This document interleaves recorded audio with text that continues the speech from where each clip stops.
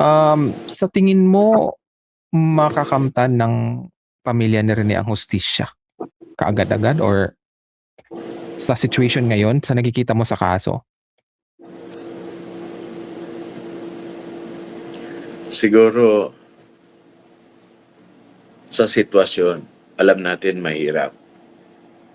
Pero ramdam ko naman din na gustong lumaban ng pamilya. Mhm. Nakikiusap din ako sa kanila personal. Umuoo, tumatango naman sila. Tapos sumasagot na, "Oo, coach." Kung makikita nyo, hindi naman ako humihingi ng Hustisya. hustisya para sa kanya. So, hindi ko nga din hinihingi na maging kilala. Alam ni Rene yan, alam ng mga players ko na very private yung account ko bago na ako nag-public.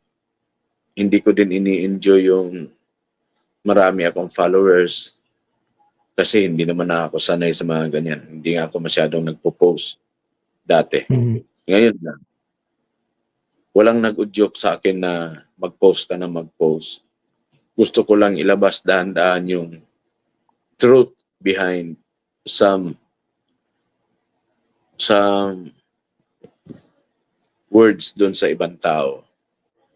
May gusto lang akong i-correct para doon sa mga ibang tao. Kaya ginawa ko to not for me. Kasi ako nga hindi ako nag-monetize kasi ayaw ko. Marami akong followers pero hindi ako nag-monetize. Kahit na marami nagsabi, marami ka ng followers, mag-monetize ka. Sabi ko, para saan? Patay na yung tao, doon ako magpipera. That's not di ko yan linya. Alam ng mga players ko yan, alam ng mga taong malapit sa akin kung anong purpose ng pag-public ng account ko, anong purpose nung mga bagay na ginagawa ko in daily posts. Walang nag-uudyok, walang nag-ano. Talagang kusa yun sa puso ko na gusto kong i-share. Kasi nababasa ko naman din yung mga tao gusto nilang makilala si Rene, kung ano si Rene, sino si Rene. So that's why binibigyan ko din ng pagpapahalaga. Isip naging pangalawang ama niya. Tumatay yung ama niya dito sa Davao. Wala naman kasi silang kamag-anak. Kahit nasabihin na natin, sige, nasa 2 taon sa akin, nasa 2 taon siya sa ADO. Pero kung susumahin mo, para saan pa yung sobra sa 2 taon ko na yung bata, halos araw-araw kami mag-uusap through phone, through messenger, maliban pa doon sa personal kami magkikita, sabay kumain, sinusundo ko siya pagka sa bahay siya gusto matulog. Or minsan, siya na magsabi na punta muna ako ng Pequeño.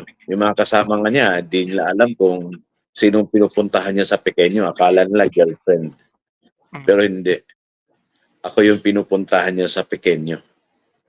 Actually, nagulat niya mga kasama niya sa nung nag-usap na kami doon sa Talakugon, yung mga ka-teammates niya. Sa'yo pala pumupunta yung pagka nagsabi siya sa Pequeño siya magpunta. Sabi ko, oo. So, yung closeness namin nung nagsimula siya, as transferee siya, going matatapos na yung grade 8 So, half na yon, counted as half, grade 9 as a year, grade 10 as a year. So, nasa 2.5 years sa akin. Almost 3. Then, continuation yun, hanggang nandun na siya sa ibang school, lagi-lagi pa rin yung Ang pagitan lang, pag mag-message ako, pinakamatagal na yung 1 oras na hindi siya mag-reply. Or 2 hours kung nag-practice sila galing. I see. Coach, may 3 tanong lang ako. Ang isa pang tanong ko, kasi nagre-research ako about dun sa marami kasi sabi baka may parang fraternity style ang initiation. Kasi nga, dun sa interview ng isang player, si Sam Reyes, sinabi na yung mga bago inutos-utusan. So, hindi talaga siya team building. Initiation talaga ang dating. At sa ibang school din, meron ding nangyari pala, 2 athlete na nag-collapse during training. Yun lang yung mga palusot nila. So, may narinig ka ba na may ganun na nangyayari na parang bago ka makapasok sa team ay may initiation sa ibang mga schools? Or kasi ikaw naging player ka rin eh. So, meron na ba nung ganung culture? Yeah, tama yung term. It's a culture na already. Ever since. Kahit na anong larangan pasukin mo, meron yan. Kung gusto mo mag-lawyer ka, may mga fraternities na ganyan. Kung gusto Mhm. mo, ano ka, meron talagang difference between old and new. Mm, So culture na talaga yan. Especially dyan sa Manila. Wala na tayong pinagtatalunan dyan. Normal na yan. It's just I happened see. na may mga bagay na sumobra. May mga bagay na I see. naabuso. May mga punto na all we thought is okay lang. Pero yun pala mali na. I see. Yung next ko na katanungan, ano sa tingin mo or mag-suggest ka ng kasi ang daming gustong tumulong sa pamilya eh, na makamit ang hustisya. So, ano ang pwedeng i-suggest mo sa ating netizens na nanonood ngayon, karamihan OFWs, na pwede nating tulungan yung pamilya na makamit ang hustisya dahil nga alam natin yung kalaban eh. Okay, na ang hirap. Okay, malalaking tao, mayaman, may connection sa ano yung gusto mong i-suggest sa ating mga gustong tumulong? Unang-una siguro is yung prayers. Pangalawa, huwag tayong huminto. Huwag tayong huminto sa mga ipapaabot natin. Social media is most powerful na sa ngayon. Mhm. Kahit na saang dulo ka man ng mundo, mababasa at mababasa yung kung ano yung sinulat. In that campaign alone na hihingi natin yung hustisya para sa kanya, malaking bagay niya na mag-boost doon sa pamilya na dapat nilang lumaban dahil maraming naniniwala kung na makamit yung hustisya na nararapat makamit ni Rene. Mhm. Yung pinakapangatlo po, yung ibigay po natin yung trust kung ano yung plans ng pamilya.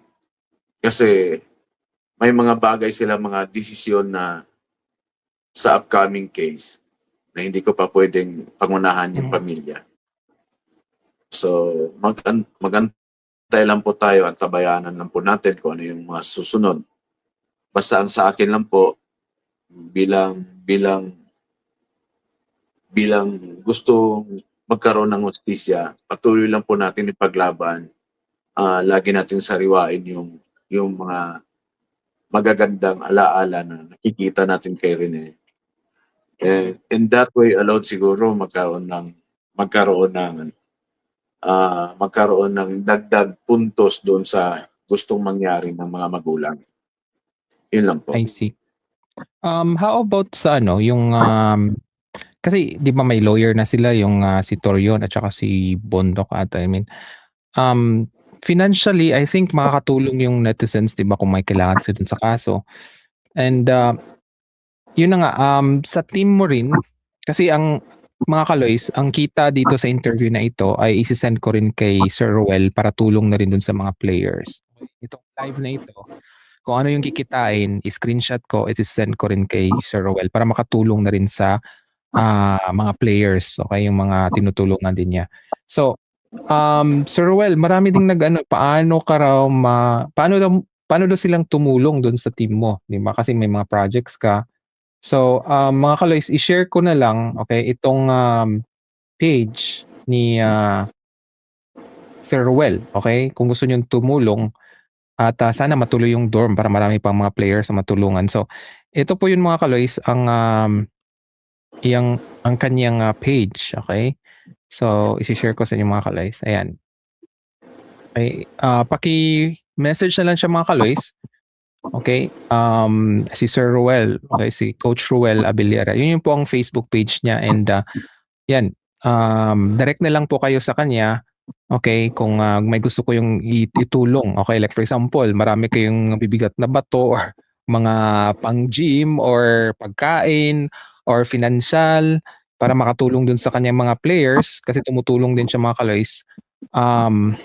Direct contact na lang po sa kanya. Okay? Kasi maraming nagtatanong sa akin. Sa kanya na lang po diretso. And dahil dyan mga kaloys ay magpapasalamat po tayo sa paunlak ni Coach Ruel sa kanyang time. Alam natin na busy din siya.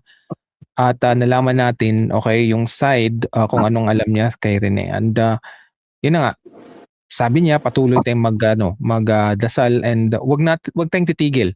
Okay? Kasi yung iba sabi move on na. No.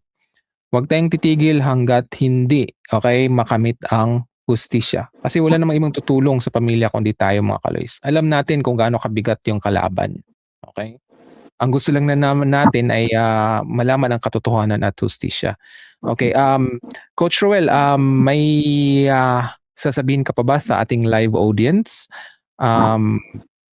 Yung last message mo bago tayo magtapos. Para sa lahat,